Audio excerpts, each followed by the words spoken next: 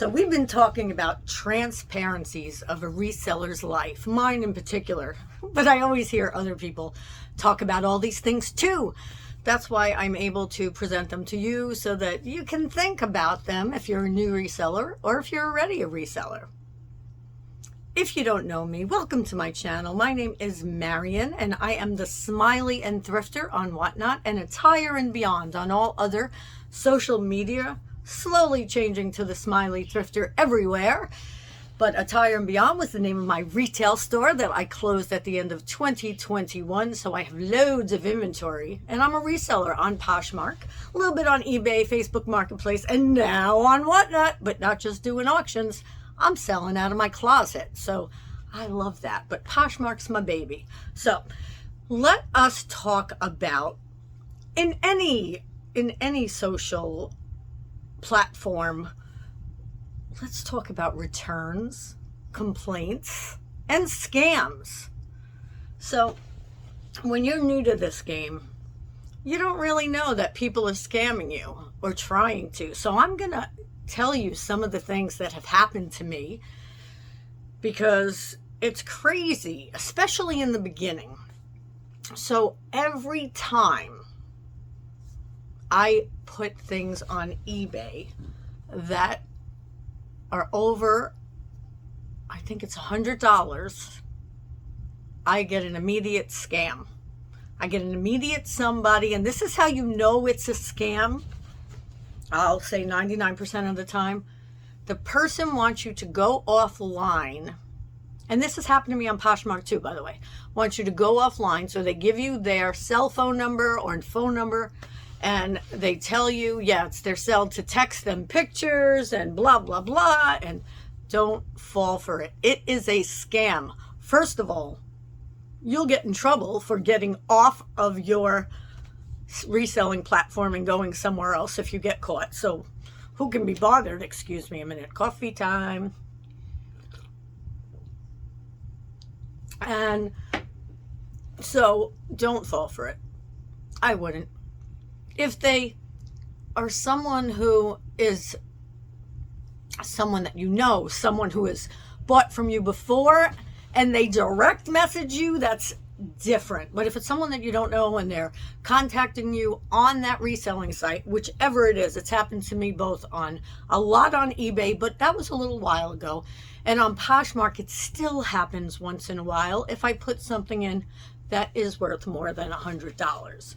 Though I was very surprised the other day because, and this is so funny, you know, I gotta tell you my crazy faults too. So, and I'm surprised Poshmark didn't even catch on this. So I put in something that was $14 and then it was in my container, my storage, my inventory. It was in number 518. So it was in there for $14,000 and $14,518 for 3 days. Nobody noticed it. I didn't get scammed. It was very weird. But anyway, I changed it. So what I do is in the SKU numbers, in case you don't do this, I put my inventory number or my inventory letter or word, whatever it is. But sometimes I think it's better if you put it up above because you'll always see it in the definition. But I put it in the SKU anyway. It does show up when you print out your labels in Poshmark. So I have a couple of scam stories, but first let's talk about returns. Now, I do not offer returns on Poshmark. That doesn't mean I don't give returns. If I make the mistake, they're weed whacking. If I make the mistake, and for an example, let's see. Okay, so I have the shoe listed as an 8.5, and it's a 6.5, and I don't even know it, and I don't even check that before I send it out. Now I do. I didn't used to. And I send it out, and then they say this foot, the shoe doesn't even fit on the bottom part of my foot. I accept returns immediately. This is my fault. If they send pictures of things that have little marks on it or something that I'm human, I could have missed, I take returns. However, I do not take returns when you send someone a pair of, let's say, these sneakers. Actually, I have something better because this is pretty much what it was. A pair of boots, right? So here are my boots. I send them these beautiful, but they were boots that I think they were $75, right? So let's say, here they are. Here they are. I check them. I do this. I check everything. Now I check the size. They get them. And they send pictures of what looks like this boot with the whole bottom ripped off. What I think happens is they have the same boots and they want to order the boots because one of their boots ripped or is broken or they cannot wear anymore, and they want to blame it on your sale. Well, I don't fall for that crap. I don't accept returns when that happens. I definitely put pictures in there, as they do, and explain to Poshmark that there's no way in holy heck that it was broken. All right. Another time, they kept saying, someone kept saying, and I've spoken about this on my channel before. I'm looking to see if there's anything that I can get for you. Hold on. So,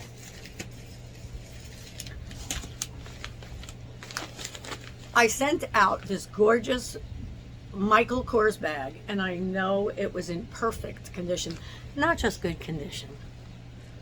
It was in excellent condition because it was mine, and I only wore it a few times, and I kept it very, very good. I don't think there was even anything wrong with the inside of it or anything like that. And I see this case get opened, and that's what happens on Poshmark. They open a case. What do they do on eBay? Can you put that in the comments below? Because I've only sold a few things on eBay so far. Thank God none of them have been returned. It's always my fear on eBay. But anyway, so they tell Poshmark that they got this in the mail, but much thinner. It was one of those flat envelope. Wait, I might even have one. Excuse the arm there. No, I don't. One of the flat envelope priority mail full envelopes. So they said that they got a brochure in it or something like that, a manual. And I fought that tooth and nail. I don't know why they say tooth and nail. Do you know why they say tooth and nail? But I fought that to the end. It took me months. But I got my money back that they originally just gave to them. So the people had my bag, my personal bag, and money back, and I had nothing. So, like I said, it took me months, but I got it. So if, let's say you're on Poshmark, excuse me again, take a sip. If you're on Poshmark and something like this happens to you, fight it, but don't fight it with being mean or ignorant or whatever. Fight it with the facts. That's it. Just keep on sharing the facts. Eventually you'll get the right person. Because I think I dealt with 4 different people, maybe 5. So let me explain something to you. And I may put this in another video, but I want to have it in here. If someone complains about things in their, what's it called? You know, where you get the stars, their rating. So if someone gives you a rating, now I have loads and loads of 5 stars because I do my best to send things out as they should be. But I do have a 4.9 average, which drives me nuts. Even though I've sold many, many things, it still drives me nuts. And my husband thinks I'm nuts, that drives me nuts. I like having a 5. But anyway, I had someone a couple of weeks ago that I sent a bundle of 5 things to, and she wrote how she's enjoying her mug because she got a a TV, what was it, a friend's mug, and that she's enjoying her mug and that she loves everything and everything's so great. And then I see 4 stars, which is fine. But then it says item cleanliness, this, that, packaging. And I'm like, I check everything before it goes out when it comes to cleanliness and packaging. I package things so well by now. It's not even funny. So, and I think to myself, what are they complaining about? I don't get it. And did the outside of the package get dirty on the way? I mean, they don't explain it, and that's okay. You're not always going to have people that are 100% happy. This takes a long time to realize in life and in reselling. There are going to be people that it's just not good enough for, and that's okay. Know that you did the best that you could, and they didn't open a case. They put it in the comments. That's fine. They're not returning it. You made your money. You can't make everybody happy. Now, on the bright side, there are people who send you the nicest love notes and the nicest notes on other platforms, but I get the most beautiful, heartwarming love notes. So you think about the 2 people who are sending them that I shipped out the same day, the same type of item, the same packing, and you just remember everybody's not going to be happy. Some people just aren't happy, and they're not going to be happy with anything. And that's not your fault. And maybe sometimes it is. And then you apologize and say, oh, I'm so sorry, whatever. I'm so sorry. This is not how I do business. I was in a rush that day. Whatever it is, you apologize. Just take responsibility if there's responsibility to be taken. If there's not, just don't comment back. Or some people will comment and say, well, what can I do to make that up? I don't, because I know how I sent it out. So I just leave it. It's fine.